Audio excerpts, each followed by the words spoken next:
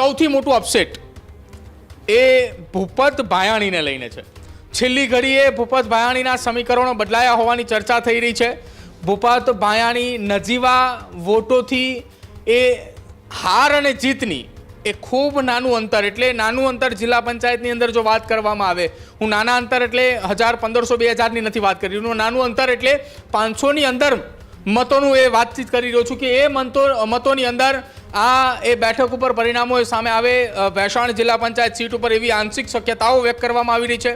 ખાસ જે માણાવદરને વિસ્તાર હતા કે જ્યાં જવાહર ચાવડાની વાત હતી કે જ્યારે વિસાવદરની પેટા ચૂંટણીની અંદર જ્યારે ગોપાલ ઇટાલિયા જીત્યા ત્યારબાદ જવાહર ચાવડા જિંદાબાદના નારા લાગ્યા હતા।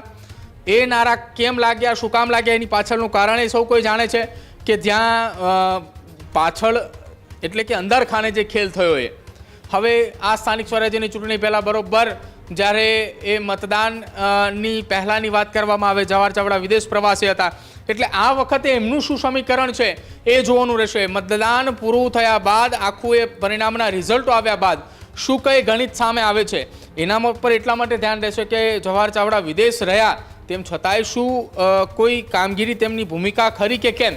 કેમ કે જ્યારે સ્થાનિક સ્વરાજ્યની ચૂંટણી હતી એના પહેલાં આમ આદમી પાર્ટીના નેતા, કોંગ્રેસના નેતા, ભાજપના નેતાઓની તેમના નિવાસસ્થાને અનેક વખત બેઠકો મળી ચૂકી છે અને એ બેઠકોની વચ્ચે હવે આ એ તમામ વાતો એ જોવી રહેશે।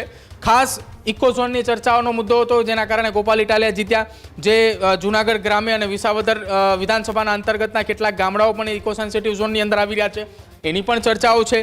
પરિણામે વિસાવદર, ભેસાણ અને જૂનાગઢની અંદર જો વાત કરવામાં આવે તો કેટલીક તાલુકા પંચાયતોની અંદર આમ આદમી પાર્ટીની કેટલીક જગ્યાઓ પર 1-2 થી બેઠકો દેખાઈ રહી છે। વિસાવદર, ભેસાણમાં 3 થી 4 જેટલી બેઠકો શક્યતાઓ આંશિક દેખાઈ રહી છે।